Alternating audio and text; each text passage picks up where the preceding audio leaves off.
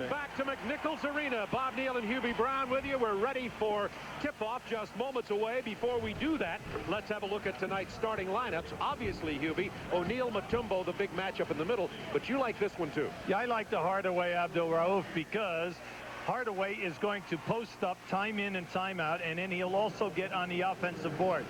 What will Rauf do at this time? How they going to help? It's going to force double teaming. It should be an interesting, chess match. There's Rauf. He's 6'1", 157 pounds, soaking wet. And you and I were noticing Anthony Hardaway as he stood up by the lineup. He's taller than Nick Anderson, taller than Brian Shaw. He may have grown. He's 6'8", so he's a big problem for the post-up. To becoming a good, solid player. And I'll tell you, is how you're schooled.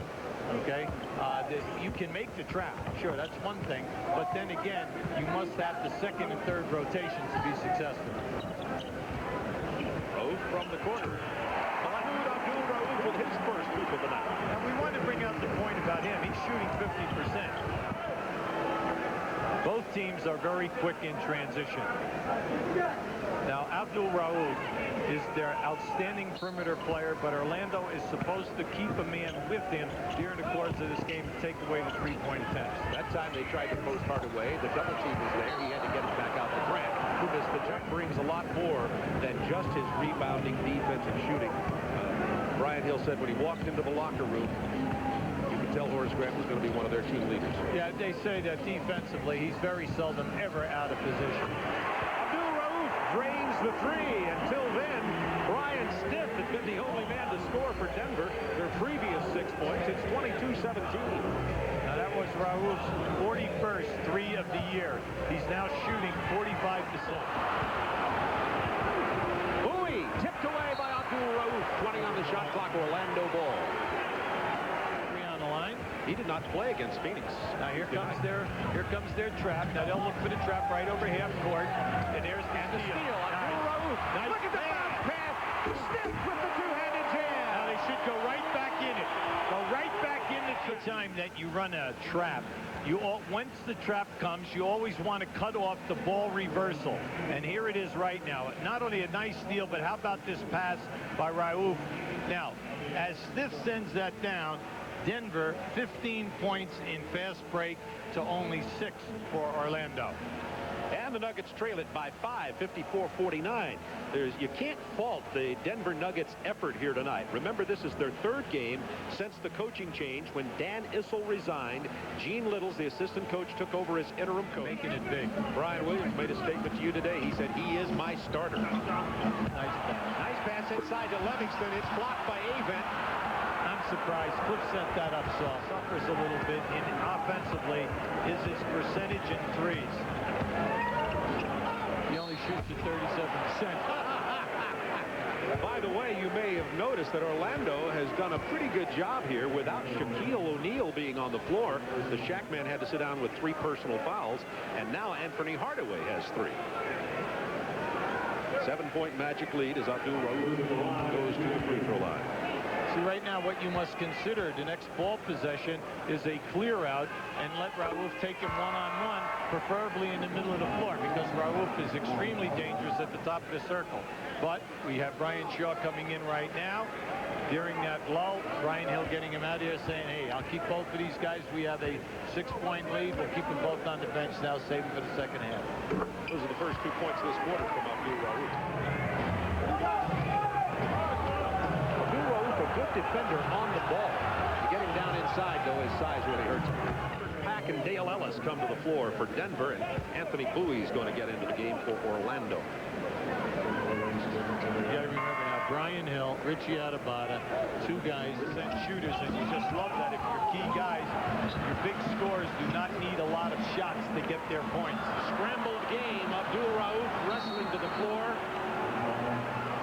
Rick Anderson jumps on it. We'll get another jump ball. Loose ball foul. And a technical. And it's on Shaquille O'Neal.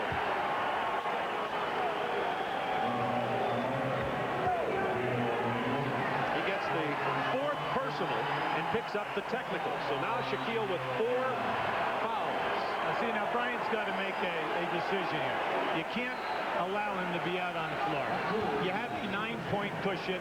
If he makes this foul shot, which Raul probably will, it will get it down to 8. I remember last year when Raul went to the foul line and made 219 out of 228 for an incredible 95.6.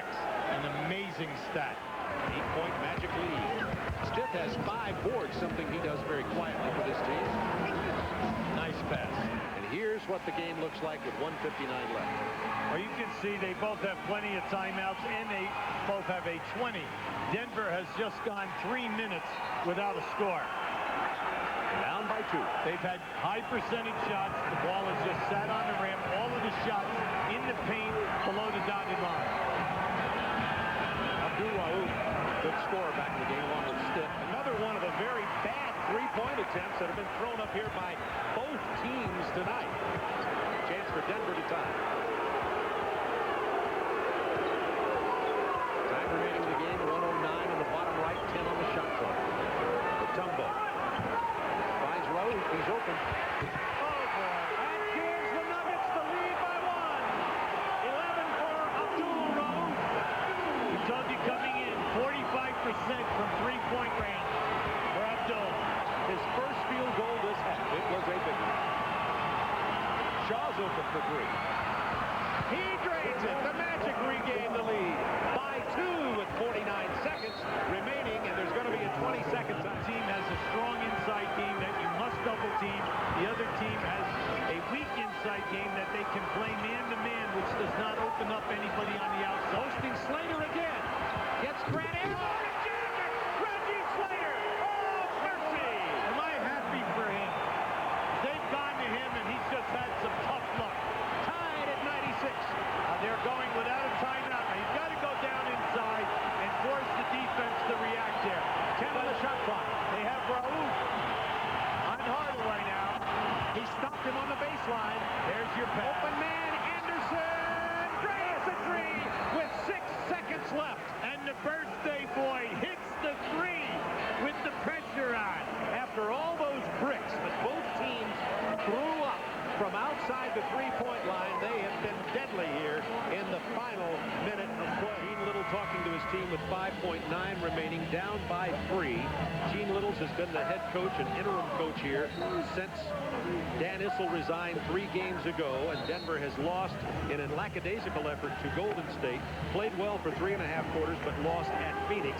And here tonight have battled tenaciously against the hottest team in the NBA, the Orlando Magic. They have a chance to tie it with 5.9 remaining. Well, they just went close to 3 minutes and 30 seconds without a score and a nice solid lead. Got a delay of game warning on Orlando. Brian is taking great advantage of this time.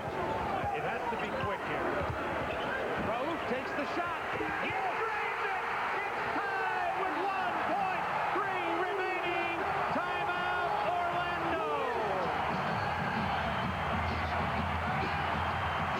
Now that was beautiful. And it all came off the dribble. The young man, we told you, came into this game shooting 45% in threes. Now watch the quick move that he makes right there. That is his spot, top of the circle. Over the 6'8" Anthony Hardaway. Freezes it. Well, you see, he caught him going back, Bob, but he shot that with a great deal of confidence. How about this? Abdul-Rauf, 2 field goals since the first quarter. Both 3-pointers this quarter. Well, you can't go to sleep right now. There is 1.3 seconds on the clock. 5 more minutes of basketball. Overtime from the Big Mac in Denver right after this. Orlando gets their 6th win in a row. In the Boston Celtics, Nick Van Exel. What a peaks and valley final minutes for this guy at Boston Garden tonight. The Celtics were up, or were down 117-116 to the Lakers. LA's got the ball. It's off of Nick. He can't believe it. Boston's got the ball, though, down by 1, a chance to take the lead in the closing seconds. Dino Raji, you talk about some great work in the paint here. Going 1-on-2, it won't go, but gets the offensive board and sticks it back. Celtics on top 118-117. Van Exel feels terrible because the ball was out of bounds off him. The feeling didn't last. The spin with 2.5 seconds to go. And the twine. Three-pointer for the win. The Lakers over Boston, 120-118. Van Exel had 29.